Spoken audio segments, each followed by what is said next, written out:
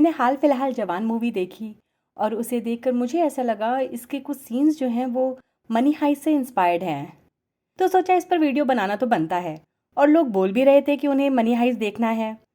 चलिए हम भी देखते हैं ऐसा क्या है इस शो में कि दी शाहरुख खान भी इससे इंस्पायर्ड हो गए। इसमें कुछ तो ऐसा होगा ही। हम भी देखते हैं इसमें ऐसा क्या है। चलिए शुरू करते हैं। ला कैसे द पेपल मतलब मनी हाइस्ट, ये एक स्पेनिश क्राइम ड्रामा सीरीज है जिसके डायरेक्टर जेजेस कॉलमेनर हैं और एलेक्स पीना जो इसके स्क्रीन राइटर हैं उन्होंने बहुत ही खूबसूरती से इसे स्क्रीन पर हमें दिखाया है। मनी हाइस्ट है तो एक स्पेनिश शो पर यह पूरे वर्ल्ड में पॉपुलर है। इसे बहुत से अवार्ड भी मिले हैं। इसके 5 सीज़न हैं। मैं आज के अपने वीडियो में आपको सीज़न 1 की कहानी बताऊंगी। तो सीज़न 1 की शुरुआत होती है एक लड़की से जिसका नाम टोक्यो है। उसने एक बैंक में रॉबरी की थी जिसकी फुटेज जो है वो सभी न्यूज़ चैनल्स पर दिखाई जा रही है। वो अपनी मॉम को फ़ोन करती है। उसके घर में पुलिस है पर उसे पता नहीं। घर जाते वक्त रास्ते में उसे एक आदमी मिलता है जिसका नाम प्रोफेसर है। वो टोक्यो को पुलिस के बारे में बताता है और ये भी कहता है कि टोक्यो उसकी टीम में शामिल हो जाए। असल में वो अपनी एक टीम बना रहा है जो मिलकर एक रॉबरी करेंगे। टोक्यो टीम में शामिल हो जाती है। इसके बाद हमें 8 टीम मेंबर्स को दिखाया जाता है। वो प्रोफेसर के साथ एक घर में गए हैं जहां वो 5 महीने तक रॉबरी की तैयारी करते हैं। उनके नाम है Tokyo, Moscow, Berlin, Nairobi, Rio, Denver, Helsinki and Oslo. इन सभी मेंबर्स के नाम सिटीज़ के नाम पर रखे जाते हैं ताकि उनकी पर्सनल जो आइडेंटिटी है वो किसी को पता ना चल सके। प्रोफेसर उनसे कहते हैं कि वो किसी भी पैसे को चोरी नहीं करेंगे और ना ही खून खराबा करेंगे जिस वजह से वो लोगों की नज़रों में हीरो बन जाएंगे। तब टोक्यो पूछती है कि वो क्या लूट रहे हैं। इस पर जवाब आता है रॉयल मिंट ऑफ स्पेन। अब ये लोग रॉबरी के लिए निकल चुके हैं। वहीं बर्लिन को ग्रुप का इंचार्ज बना दिया गया है। इन्होंने रेड जंप सूट पहने हुए हैं और एक स्पेनिश पेंटर सेल्वाडोर डली का मास्क लगाया हुआ है। रियो एक कंप्यूटर हैकर है। उसने रास्ते के सिग्नल्स में कुछ चेंजेस किए। वहीं पुलिस की गाड़ियां आ रही हैं। मॉस्को और हेलसिंकी गन के साथ पुलिस को रोकने के लिए तैयार हैं। उन्होंने बैरिगेड्स लगा दिए हैं। जैसे ही पुलिस की गाड़ियां बैरिगेड पर पहुंचती हैं वो रॉबर्स ऑफिसर्स को चारों तरफ से घेर लेते हैं और उन्हीं की ही लॉरी में उन्हें बंद कर देते हैं। वो लोग लॉरी में अपना सामान रखकर पुलिस की कार में निकल पड़ते हैं। ये लोग म्यूजियम पहुंच चुके हैं। वहीं हमें दिखाया जाता है कि स्कूल के कुछ बच्चे हैं वो भी ट्रिप के लिए आए हुए हैं और अर्टुरो जो म्यूजियम का डायरेक्टर है वो शादीशुदा है और उसके 3 बच्चे हैं। उसका उसकी सेक्रेटरी मोनिका के साथ अफेयर है और वो प्रेग्नेंट हो गई है। उनके बीच बहस हो रही है। तभी 8 मेंबर्स म्यूजियम में एंटर करते हैं और उसमें मौजूद सभी लोगों को बंदी बना लेते हैं। उनकी आंखों पर पट्टी बांध दी जाती है और उनके फोन्स को एक बोर्ड पर लगा दिया जाता है। टोक्यो वहां एक लड़की को ढूंढ रही है जिसका नाम एलिसन पार्कर है जो उनकी रॉबरी का एक अहम हिस्सा है। वो बाथरूम में अपने क्लासमेट के साथ होती है जहां वो जबरदस्ती एलिसन की न्यूड फोटो खींच लेता है। बाद में टोक्यो को एलिसन मिल जाती है। बर्लिन सभी हॉस्टेजेस को काम करने की कोशिश कर रहा है। वहीं मॉस्को और डेनवर लॉकर खोलने में लगे हुए हैं और उनसे लॉकर खुल जाता है। डेनवर इतने पैसे एक साथ देकर पागल हो रहा है। मॉस्को असल में डेनवर का फादर है। वो उसे कहता है पागल मत बनो। ये सब करते हुए मॉस्को को बिल्कुल भी प्राउड फील नहीं हो रहा। उसने 12 साल जेल के चक्कर लगाए क्योंकि वो स्मार्ट नहीं था और डेनवर भी स्मार्ट नहीं है। मगर प्रोफेसर की प्लानिंग से अगर सब कुछ ठीक ठाक रहा तो उसका बेटा अपनी लाइफ अच्छे से गुजार पाएगा। इतना कहकर वो बैग्स में पैसे भरने लगते हैं। तभी म्यूजियम में फोन बजता है और मोनिका फोन पर सिस्टम डाउन का बहाना करती है। वहीं टोक्यो रियो से अपने प्यार का इजहार कर रही है पर तभी बर्लिन वहां आ जाता है और कहता है बाहर निकलने की तैयारी करो। वो लोग बैग लेकर जैसे ही बाहर निकलते हैं पुलिस फायरिंग करने लगती है और रियो को गोली लग जाती है। ये देखते ही टोक्यो भी फायरिंग करना शुरू कर देती है। ये लोग बैग बाहर ही छोड़कर फौरन म्यूजियम के अंदर आ जाते हैं। बेसिकली ये प्रोफेसर की प्लानिंग थी कि वो लोग बाहर जाएंगे तो जरूर पर बिना किसी को चोट पहुंचाए वो वापस अंदर भी आ जाएंगे और पुलिस को लगेगा कि वो ट्रैप हो गए। मगर प्रोफेसर को इस बात का अंदाजा नहीं था कि टोक्यो पुलिस पर गोली चला देगी। वापस अंदर आने के बाद उन्हें पता चलता है कि रियो को गोली सिर्फ छू कर निकली थी। प्रोफेसर को पता चल जाता है कि टोक्यो और रियो का अफेयर है। असल में हाइस से पहले कुछ रूल्स बनाए गए थे कि ये मेंबर्स अपनी असली आइडेंटिटी किसी को नहीं बताएंगे और ना ही आपस में कोई रिलेशनशिप रखेंगे क्योंकि ऐसा करने से ये खतरे में पड़ सकते हैं। और ये बात सही भी हुई। अब इसमें एक न्यू कैरेक्टर की एंट्री होती है। इसका नाम रकेल है और ये एक पुलिस ऑफिसर है। इसे रॉबरी की इन्वेस्टिगेशन का काम दिया गया है। म्यूजियम के बाहर इन्होंने अपना एक बेस कैंप लगाया हुआ है जहां ये म्यूजियम में होने वाली हर एक्टिविटी पर नजर रखेंगे। रकेल सभी फ़ोन कॉल्स को कैम में ट्रांसफ़र करवा देती है और कहती है कि आसपास के एरिया में जितने भी फ़ोन्स आएंगे उन्हें वो ट्रैक करे। अब रकेल प्रोफेसर से बात करती है। वो प्रोफेसर से बच्चों की रिहाई की मांग कर रही है। बदले में प्रोफेसर जो है वो एक लॉरी, 3 बड़े ट्रक एक्सेल के साथ 2 और ट्रक प्रोपेन गैस से भरे हुए और एक फ्लैग लगा हुआ शिप, इसकी डिमांड करता है। वहीं बर्लिन सभी हॉस्टेजेस को अपने जैसा जंपसूट और मास्क पहनने के लिए देता है और साथ में खाली गन भी पकड़ाता है।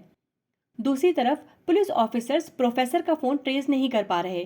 तभी कॉलोनल प्रिएटो अपनी मिलिट्री को बुला लेता है और रकेल को पता चलता है कि एलिसन पार्कर ब्रिटिश एम्बेसडर की बेटी है और जल्द से जल्द एलिसन को जिंदा बाहर निकालना बहुत जरूरी है, वरना सुबह तक दुनिया में तहलका मच जाएगा। असल में इस लड़की के बेस पर ही प्रोफेसर ने हाइस्ट का प्लान बनाया था। मिलिट्री यूनिट चारों तरफ से म्यूजियम को घेर लेती है और जैसे ही बैकडोर के अंदर जाने की कोशिश करती है, एलिसन पार्कर का फोन आता है। वो कहती है हॉस्टेजेस ने भी रॉबर्स जैसे कपड़े पहने हुए हैं, इसलिए मिलिट्री गोली न चलाए। इतना कहकर वो फोन कट हो जाता है। अब हमें म्यूजियम के अंदर का सीन दिखाया जाता है जहां नायरोबी सभी हॉस्टेजेस को इंस्ट्रक्शन दे रही है कि ये मशीन 24 घंटे चलनी चाहिए। बेसिकली ये नोट छापेंगे। ये था प्रोफेसर का असली प्लान कि वो किसी के पैसे चुराएंगे नहीं, बल्कि अपने पैसे खुद प्रिंट करेंगे। इसके बाद रकेल को दिखाया जाता है जो एक रेस्टोरेंट में जाकर अपनी मॉम को फ़ोन करती है, पर तभी उसका फ़ोन ऑफ हो जाता है और कोई उसे अपना फ़ोन देता है। वो है प्रोफेसर। फिर वो रकेल से पूछता है कि क्या वो उन किडनैपर्स की डिमांड पूरी करेगी। इस पर रकेल कहती है हाँ, बस उन्हें थोड़ा टाइम चाहिए। इस पर प्रोफेसर सोचता है कि उन्हें भी तो टाइम ही चाहिए, क्योंकि जितना उन्हें टाइम मिलेगा उतना ज़्यादा वो पैसे छाप पाएंगे। सब कुछ स्मूथ चल रहा है, सभी हॉस्टेजेस आराम कर रहे हैं। वहीं प्रोफेसर ने सभी कैमरास पर नज़र रखी हुई है। बर्लिन मोनिका को म्यूजियम से बाहर लाता है, जहां मोनिका माइक पर ऑफिसर्स को हॉस्टेजेस की सिचुएशन बताती है। वो बोलती है अंदर सब ठीक है, किसी को भी कोई प्रॉब्लम नहीं है। इतना कहकर वो अंदर वापस आ जाती है। ये जितने भी सीन्स हैं वो सभी न्यूज़ चैनल्स कैप्चर कर रहे हैं। इसके बाद म्यूजियम के मैनेजर अर्टुरो और स्कूल के कैप्टन को ड्रिल का काम दिया जाता है। बाद में सभी हॉस्टेजेस से कहा जाता है कि वो एक एक मैसेज जो है वो अपने घर वालों को भेज सकते हैं। जब टोक्यो और रियो बात कर रहे होते हैं तब एलिसन पार्कर मौका देखकर जैसे ही अपनी न्यूड पिक्स डिलीट करती है, ऑफिसर्स उनका फ़ोन हैक कर लेते हैं और वो रियो का चेहरा देख लेते हैं। इसके बाद रकेल और प्रोफेसर में सौदा होता है कि प्रोफेसर जो है वो बच्चों को रिहा कर देगा, बट बदले में रकेल को रियो की फ़ोटो पब्लिक नहीं करनी होगी। मतलब वो रियो की फ़ोटो जो है वो डिलीट कर देगी। अब सभी हॉस्टेजेस को पूछताछ के लिए इकट्ठा किया जाता है तो रियो बताता है कि ये उसकी वजह से हुआ था। तब बर्लिन रियो को नीचे लेकर जाता है, जहां हेलसिंकी उसे बहुत मारता है। अब डेनवर मोनिका को एबॉर्शन पिल देता है और कुछ पैसे भी, साथ ही कहता है कि वो एक बार इस बारे में सोच ले। तभी मोनिका के कपड़ों से मैसेज टोन की आवाज़ आती है और बर्लिन डेनवर को उसे जान से मारने को कहता है। डेनवर में इतनी हिम्मत नहीं थी कि वो उस पर गोली चला पाए, इसलिए वो मोनिका के पैर में शूट करता है और उसे बेसमेंट में छुपा देता है ताकि सभी को लगे कि उसने उसे मार डाला। डेनवर उसे ऑपरेट नहीं कर सकता, इसलिए वो सिर्फ बैंडेजेस लगा देता है। वहीं सभी हॉस्टेजेस गोली की आवाज़ से डरे हुए हैं और रियो को घायल देख टोक्यो फिर से पागल हो गई है और प्रोफेसर को अपना गुस्सा दिखाने के लिए सीसीटीवी कैमरास पर गोली चलाने लगती है और कहती है उसे और रियो को यहाँ से जाना है। इस पर प्रोफेसर उसे बताता है कि सभी न्यूज़ चैनल्स पर उन दोनों की फोटोज दिखाई जा रही हैं। वहीं रकेल के साथ एक अलग प्रॉब्लम स्टार्ट हो चुकी है। वो और उसके एक्स हस्बैंड में बिल्कुल नहीं बनती। वो नहीं चाहती कि उसका एक्स हस्बैंड उसकी बेटी को कहीं लेकर जाए। वहीं रकेल प्रोफेसर से मिल रही है। रकेल को नहीं पता कि वो ही प्रोफेसर है। असल में रकेल को लग रहा था कि प्रोफेसर कोई जर्नलिस्ट है जो स्टोरी पाने के लिए उसका पीछा कर रहा है। वो अपने new friend Selva means professor को बताती है कि उसका हस्बैंड उसे मारता था और उसमें इतनी हिम्मत नहीं थी कि वो उसके अगेंस्ट कंप्लेन कर पाती, क्योंकि वो एक पुलिस ऑफिसर था और पुलिस स्टेशन में सब उसको काफ़ी अप्रिशिएट करते थे। इसलिए जब भी उसका एक्स हस्बैंड उसकी बेटी को लेकर जाता है उसे डर लगता है। दूसरी तरफ मोनिका को गोली मारने की खबर सुनकर सभी रॉबर्स बर्लिन पर चढ़ जाते हैं। बर्लिन बोलता है उसके पास कोई चारा नहीं था। इस पर सभी रॉबर्स बोलते हैं कि प्रोफेसर ने कहा था कि वो कोई खून खराबा नहीं करेंगे। मॉस्को जो ड्रिल करवा रहा था, जब उसे पता चलता है कि उसके बेटे ने किसी को मार डाला तो उसे पैनिक अटैक आ जाता है। वो फ्रेश एयर लेने के लिए जैसे ही म्यूजियम से बाहर जाने लगता है, डेनवर मॉस्को को बता देता है कि उसने मोनिका को नहीं मारा, वो जिंदा है। इसी बीच सभी ऑफिसर्स मॉस्को को शूट करने के लिए रेडी हो जाते हैं। तभी टोक्यो डोर क्लोज कर देती है। सभी रॉबर्स डिसाइड करते हैं कि वो मॉस्को को फ्रेश एयर के लिए छत पर ले जाएंगे। तब वो कुछ हॉस्टेजेस को मॉस्को के साथ भेजते हैं। वहीं अर्टुरो को पता चलता है कि मोनिका जो है वो मर चुकी है। वो पैनिक हो जाता है और साथ ही सभी हॉस्टेजेस भी इधर उधर भागने लगते हैं। अचानक डेनवर सभी को बैठने के लिए बोलता है। सिर्फ अर्टुरो खड़ा रह जाता है। वो सब पर चिल्लाने लगता है। ये देखकर जितने भी पुलिस ऑफिसर्स थे उनको लगता है कि वो रॉबर है और रकेल शूट करने के लिए ऑर्डर दे देती है। ऑफिसर्स अर्टुरो पर गोली चला देते हैं। बाद में रकेल को पता चलता है कि वो हॉस्टेज था। फिर सभी अर्टुरो को नीचे लेकर जाते हैं, जहां टोक्यो के साथ और भी रॉबर्स अर्टुरो को ऑपरेट करने की कोशिश कर रहे हैं। एक्चुअली रॉबर्स की ट्रेनिंग के दौरान प्रोफेसर ने उन्हें गोली निकालना भी सिखाया था ताकि वो सरवाइव कर सकें। उसी बीच टोक्यो को पता चलता है कि नायरोबी एक माँ है और उसका एक छोटा सा बच्चा भी है जिसे किसी ने गोद ले लिया है। जब नायरोबी के पास पैसे आएंगे तो वो अपने बच्चे को वापस लेगी। वहीं रकेल प्रोफेसर से रिक्वेस्ट कर रही है कि वो डॉक्टर्स को म्यूजियम में जाने दें। प्रोफेसर मान जाता है। रकेल को प्रोफेसर के पूरे प्लान का आइडिया हो जाता है। वो अपने को ऑफिसर एंजल को बोलती है कि एंजल डॉक्टर्स के साथ म्यूजियम में जाएगा। उसी बीच दो ऑफिसर्स जो हैं वो टनल से होते हुए म्यूजियम में घुसेंगे, क्योंकि ये शूटिंग उनके प्लान में नहीं थी, तो वो इस चीज़ का फ़ायदा उठाएंगे। वहीं मॉस्को और डेनवर मोनिका को ऑपरेट करने की कोशिश कर रहे हैं। उन्हें गोली निकालने के लिए स्कैल्पल की ज़रूरत है और मोनिका की हालत जो है वो बहुत ही ख़राब है। दूसरी तरफ घायल अर्टुरो अपनी वाइफ से बात कर रहा है। जब एंजल डॉक्टर्स के साथ म्यूजियम के अंदर आता है तो प्रोफेसर को पता चलता है कि एंजल जो है वो एक पुलिस ऑफिसर है। ये देखकर प्रोफेसर बहुत खुश होता है। असल में ये भी प्रोफेसर का प्लान ही था। वो बर्लिन को फ़ोन करता है और कहता है एंजल के चश्मे में वो माइक्रोफोन लगा दे ताकि प्रोफेसर को पुलिस के सारे प्लान के बारे में पता चल सके, और बर्लिन ऐसा ही करता है। फिर जब अर्टुरो की सर्जरी शुरू होती है तो डेनवर वहां से एक स्कैल्पल उठाकर अपने पॉकेट में रख लेता है। उसी वक्त उसकी पॉकेट से एक नोट नीचे गिर जाता है। वो नोट नायरोबी उठा लेती है। उसे पता चल जाता है कि मोनिका जिंदा है और बाद में नायरोबी उससे मिलने जाती है। जब नायरोबी देखती है कि मोनिका की हालत बहुत ख़राब है तो वो मॉस्को के साथ मिलकर उसकी गोली निकालने में हेल्प करती है। वहीं दो ऑफिसर्स जब एयर डक्ट के थ्रू म्यूजियम में आने की कोशिश कर रहे होते हैं तो प्रोफेसर को पता चल जाता है। वो बर्लिन को बोलता है कि म्यूजियम के अंदर के सभी लोगों का मास्क चेंज कर दे ताकि जब वो ऑफिसर्स अंदर आए तो रॉबर्ट्स को पता चल जाए कि वो ऑफिसर्स उनका हिस्सा नहीं है। सर्जरी खत्म होते ही एंजल भागता हुआ रकेल के पास पहुंचता है और कहता है कि वो उन ऑफिसर्स को वापस बुला ले वरना वो मार ही जाएंगे, क्योंकि रॉबर्ट्स ने अपना मास्क चेंज कर लिया है। अब ऑफिसर्स को वापस आना पड़ता है। वहीं एलिसन पर नजर रखने की जिम्मेदारी रियो को दे दी जाती है। रियो जैसे ही पीछे मुड़ता है एलिसन मौका देकर उसकी राइफल उठा लेती है, पर रियो उस पर गन तान कर अपनी राइफल वापस ले लेता है।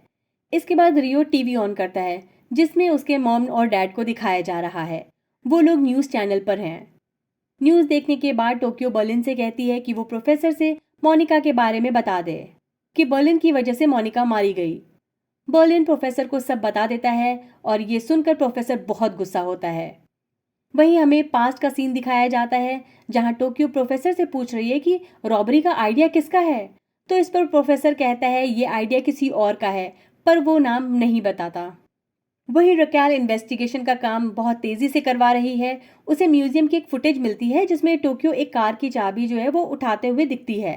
उन्हें टोक्यो का चेहरा तो नहीं दिखता, पर उन्हें चाबी से कार का मॉडल पता चल जाता है।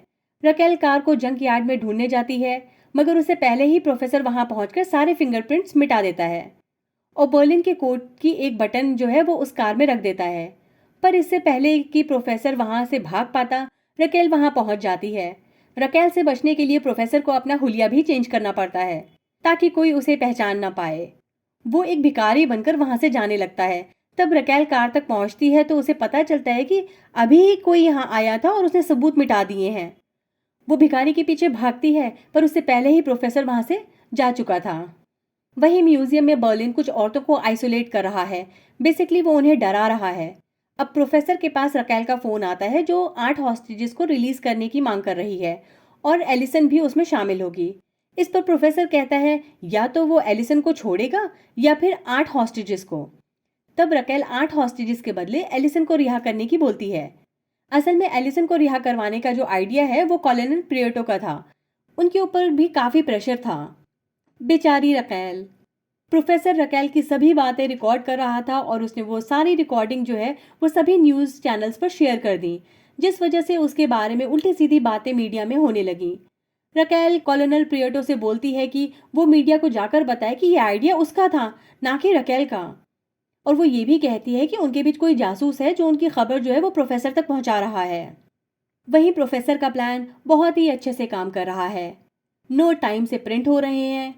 असल में नायरोबी के अंडर नोट छापने का काम था। वो एक हॉस्टेज के काम से खुश होकर उसे हॉस्टेज ऑफ द ईयर का खिताब भी दे देती है। अर्टुरो और मोनिका रिकवर कर रहे हैं। साथ ही डेनवर के साथ मोनिका की नज़दीकियां बढ़ रही हैं। वहीं रकेल सबूतों को ढूंढने में लगी हुई है। वो जंकयार्ड के वर्कर को बुलवाकर भिखारी का स्केच बनवाती है। साथ ही रकेल को बर्लिन की इंफॉर्मेशन भी मिल जाती है कि वो एक प्रिजन में था। वो उसके सेलमेट को बुलवाती है और उसे पूछताछ करती है, और रकेल ये भी कहती है कि अगर वो पुलिस का साथ देगा तो उसकी सज़ा जो है वो कम कर दी जाएगी। वो सेलमेट इस लालच में सब कुछ बता देता है कि जो बर्लिन है वो रेट्रोजिल नाम का एक ड्रग लेता था। एंजल उस फार्मेसी को सर्च करने में लग जाता है जहां से ये ड्रग ली गई थी। साथ ही रकेल बर्लिन की गलत इंफॉर्मेशन प्रेस में रिलीज करवा देती है कि वो औरतों को बेचता था। इस तरह से अपना नाम न्यूज चैनल पर देख बर्लिन बदला लेने की सोचता है। नायरोबी उसे टीज भी करती है। इस पर वो नायरोबी पर अटैक करता है और साथ ही ये भी कहता है कि वो कभी उस कार में बैठा ही नहीं और ना ही कभी उसने किसी औरत को बेचा। बर्लिन को लग रहा है ये डेनवर की साजिश है, क्योंकि रॉबरी से पहले डेनवर बर्लिन की कोर्ट के साथ उस कार में था। अब हमें वो सीन दिखाया जाता है कि डेनवर असल में उस कार में कर क्या रहा था। डेनवर टोक्यो को प्रपोज करने वाला होता है, पर तभी रूम में मॉस्को एंटर करता है। डेनवर अपने फादर को उनके रूम में जाने के लिए बोलता है, पर मॉस्को वहां से नहीं हटता। फिर डेनवर गुस्सा होकर कार में आके सो जाता है। वहीं दूसरी तरफ मॉस्को टोक्यो को उल्टा सीधा बोल रहा है, क्योंकि उसने टोक्यो को एलिसन को किस करते देखा था। एक्चुअली टोक्यो को एलिसन से जेलसी फील हो रही थी, क्योंकि रियो जो है वो एलिसन से बात कर रहा था। मॉस्को टोक्यो से कहता है कि वो सेल्फिश है और बहुत ही जल्दी बोर हो जाती है। वो ये भी बोलता है कि टोक्यो की वजह से उसके बॉयफ्रेंड और उसकी माँ की डेथ हो गई। अब अगर वो रॉबरी करने आई है तो उसे इसी काम पर ध्यान देना चाहिए। इतना सब सुनकर वो रियो के पास जाती है और कहती है कि उसने सिर्फ सबको तकलीफ दी है। जिस पर रियो बोलता है कि अगर टोक्यो उससे ब्रेकअप करने के बारे में सोच रही है तो वो भूल जाए, क्योंकि रियो उसे ऐसा करने नहीं देगा। जब प्रोफेसर को जंकयार्ड के वर्कर के बारे में पता चलता है, तब वो उस वर्कर की इंफॉर्मेशन नेट पर सर्च करके उसे धमकी देता है कि अगर उसने कुछ भी बताया तो उसके घर वालों को वो मार देगा। वो वर्कर ये धमकी सुनकर उसकी इंफॉर्मेशन डिलीट कर देता है। वहीं एंजल से रकेल को पता चलता है कि बर्लिन जो है वो 2 साल के अंदर मर जाएगा। यहाँ म्यूजियम में हेलसिंकी और बर्लिन डेनवर को ढूंढते हुए वॉल्ट की तरफ जाते हैं और नायरोबी उन्हें रोकने की कोशिश करती है, पर बर्लिन नहीं मानता। जब वो बेसमेंट में पहुंचता है तो देखता है कि मोनिका तो जिंदा है। वो डेनवर पर बंदूक तान देता है, नायरोबी बर्लिन पर, और वहीं प्रोफेसर भी बर्लिन को फोन कर रहा है, बट वो लोग तो कहीं और ही बिजी हैं। तभी वहां टोक्यो पहुंचती है और बोलती है, ये तमाशा बंद करो, प्रोफेसर का फोन है। तब प्रोफेसर बर्लिन को बताता है कि कोट की बटन उसने कार में रखी थी, क्योंकि वो बर्लिन को मोनिका को शूट करने की पनिशमेंट देना चाहता था। इसके बाद बर्लिन प्रोफेसर से कहता है कि मोनिका जिंदा है। इस पर प्रोफेसर बोलता है कि वो दूसरों की वजह से जिंदा है। फिर वो प्लान वेलेंसिया का जिक्र करता है। टोक्यो, हेलसिंकी और बर्लिन एक बोट पर गोली चलाने लगते हैं। वहीं नायरोबी हॉस्टेजेस को जोर जोर से चीखने को बोलती है। गोली की आवाज और हॉस्टेजेस की चीख सुनकर बाहर खड़े जितने भी ऑफिसर्स होते हैं वो सब घबरा जाते हैं। और रकेल फिर से प्रोफेसर को फोन कर देती है। वो बोलती है, प्रोफेसर चाहता क्या है? एक तो उसने रकेल की रेपुटेशन की धज्जियां उड़ा दी, और अब ये कौन सा नया ड्रामा है? फिर वो पूछती है कि वो गन की आवाज क्या थी। इस पर प्रोफेसर बोलता है कि वो सिर्फ अपने वेपन्स चेक कर रहे थे कि वो ठीक हैं भी या नहीं। तब रकेल कहती है कि उसे सभी हॉस्टेजेस की लाइव रिकॉर्डिंग देखनी है और प्रोफेसर के पास सिर्फ 1 घंटा है। प्रोफेसर हॉस्टेजेस की पुरानी रिकॉर्डिंग ब्रॉडकास्ट करता है, पर यह चीज़ जो है वो रकेल को पता चल जाती है। फिर वो प्रोफेसर से म्यूजियम के अंदर जाने की रिक्वेस्ट करती है, क्योंकि उसे यकीन नहीं और वो हॉस्टेजेस को सामने से देखना चाहती है। रकेल म्यूजियम में एंटर करती है, पर वहां प्रोफेसर नहीं होता। बर्लिन एक एक करके सभी हॉस्टेजेस को रकेल के सामने लाता है। उसी बीच रकेल से दूसरे रॉबर्स को पता चलता है कि बर्लिन के पास ज्यादा वक्त नहीं है, वो कुछ ही दिन का मेहमान है। वहीं दूसरी तरफ कुछ स्टूडेंट्स टॉयलेट में एलिसन को परेशान कर रहे हैं, क्योंकि 8 हॉस्टेजेस के बदले सिर्फ उसे ही रिहा किया जाएगा। तभी नायरोबी वहां पहुंचती है और स्टूडेंट्स को डांटती है। फिर नायरोबी अकेले में एलिसन को समझाती है और उसके कॉन्फिडेंस को बढ़ाती है। अब रकेल एलिसन से मिलने की रिक्वेस्ट करती है, पर एलिसन अर्टुरो के कहने पर एक सेफ में जाकर छुप गई है ताकि ऑफिसर्स को लगे कि वो डेंजर में है और रकेल अपने ऑफिसर के साथ म्यूजियम पर अटैक कर दे। प्रोफेसर बर्लिन को एलिसन की लोकेशन बता देता है। फिर एलिसन को रकेल के सामने पेश किया जाता है। इसके बाद रकेल म्यूजियम के बाहर आ जाती है। जब रकेल म्यूजियम में आती है तब उसके कपड़ों में माइक्रोफोन छुपा था जो रियो को मिल जाता है। बेसिकली वो रकेल जो है वो रियो को ही देने के लिए लाई थी। उस पर रायो लिखा होता है। असल में उस माइक्रोफोन में रियो के पेरेंट्स की रिकॉर्डिंग थी जो बाद में रियो देख लेता है और इमोशनल हो जाता है। रियो रकेल को फ़ोन करता है। रकेल उसे मैनिपुलेट करने की कोशिश करती है। वो उसे सरेंडर करने को कहती है और साथ ही ये भी बोलती है कि रियो अपने साथियों के नाम बता दे, इससे रियो की सज़ा जो है वो कम हो जाएगी। पर रियो ऐसा नहीं करता। एक्चुअली ट्रेनिंग के दौरान प्रोफेसर ने रॉबर्ट्स को समझाया था कि पुलिस जो है वो डिवाइड और रूल करने की कोशिश करेगी। सिर्फ प्रोफेसर ही एक ऐसा है जो रॉबर्ट्स को बाहर निकाल सकता है, इसलिए कोई भी पुलिस की बातों में ना आए। वहीं प्रोफेसर उसी रेस्टोरेंट में जाता है जहां हमेशा उसकी रकेल से मुलाकात होती है। आज यहाँ पहुंचा हुआ है एंजल। वो प्रोफेसर उल्फ सेल्वा से बात करता है। एंजल को सेल्वा पर शक है, इसलिए वो सेल्वा से बोलता है कि मुझे उसके घर ले चलो और वहां से एक स्पून चुरा कर वो फिंगरप्रिंट्स आइडेंटिफाई करने के लिए रकेल के एक्स हस्बैंड को भेज देता है, क्योंकि वो फॉरेंसिक डिपार्टमेंट में काम करता है। इन्हीं सब चीज़ों के बीच रकेल सेल्वा से डिनर पर मिलने को कहती है और सेल्वा हाँ कह देता है। तभी प्रोफेसर को यह भी पता चलता है कि एंजल जो है वो फार्मेसी जा रहा है जहां से बर्लिन के लिए ड्रग लिया गया था। प्रोफेसर एंजल से पहुंचने से पहले ही वहां पहुंचकर सारे रिकॉर्ड्स चुरा लेता है और वहां से भाग जाता है। इसके बाद एंजल रकेल को फोन करके सब बताता है। इन दोनों को एक दूसरे पर शक है क्योंकि ये इन्फॉर्मेशन सिर्फ इन्हीं दोनों के पास थी। एंजल परेशान होकर ड्रिंक करने लगता है। जब वो रकेल के पास आता है तो उन दोनों के बीच बहस होती है और एंजल वहां से चला जाता है। इसके बाद रकेल प्रोफेसर से मिलने रेस्टोरेंट जाती है जहां रकेल प्रोफेसर को गन दिखाती है और कहती है कि या तो प्रोफेसर उसे अपने वेयर हाउस ले चले या फिर उसे सर्च वारंट निकलवाना पड़ेगा। वहीं म्यूजियम में मॉस को डिग कर रहा है। बेसिकली वो दो जगह डिग कर रहे हैं, मतलब खुदाई कर रहे हैं। एक जगह तो वो बेसमेंट में है होस्टेजेस से जो वो डिग करवा रहा है और दूसरी जगह है जो वॉल्ट में है। उसके डिगिंग का काम पूरा होने ही वाला है क्योंकि अब सिर्फ सॉइल दिख रही है, यानी सिर्फ मिट्टी दिख रही है। ये देखकर सभी हॉस्टेजेस खुश हो जाते हैं और नाचने लगते हैं। वहीं अर्तुरो फिर से हॉस्टेजेस के साथ भागने की प्लानिंग कर रहा है। वो खुद तो कुछ नहीं कर रहा, बस दूसरों को मैनिपुलेट कर रहा है। अब बर्लिन को दिखाया जा रहा है जो एलिसन को छुपने की सजा देना चाहता है। वो उसे बुलाकर ब्लैकमेल करता है कि अगर उसने अब कुछ ऐसा करने की कोशिश की तब उसकी फैमिली को मार दिया जाएगा। रकेल के पास चलते हैं जो प्रोफेसर के साथ उसके वेयर हाउस में पहुंच चुकी है, मगर उसे वहां ऐसा कुछ भी नहीं मिलता जैसा एंजल ने बताया था। रकेल बहुत एम्बैरेस होती है और प्रोफेसर से माफी मांगती है। फिर वो दोनों एक दूसरे के करीब आ जाते हैं। वहीं एंजल ड्रिंक करते हुए रकेल को फोन करने की कोशिश कर रहा है, साथ ही कार भी चला रहा है, पर रकेल फोन नहीं उठाती। तभी एंजल के पास फॉरेंसिक लैब से फोन आता है जिसमें उसे पता चलता है कि स्पून के फिंगरप्रिंट्स जो हैं और कार में जो फिंगरप्रिंट्स जो मिले थे बटन पर वो सेम इंसान के हैं। इतना सुनते ही एंजल फिर से रकेल को फोन करने लगता है, पर रकेल जब फोन नहीं उठाती है तो वो उसके घर वॉइस मैसेज छोड़ता है कि सेल्वा ही प्रोफेसर है। इतना कहते ही एंजल का फोन ऑफ हो जाता है और साथ ही उसका एक्सीडेंट भी हो गया है, वो कोमा में चला गया है।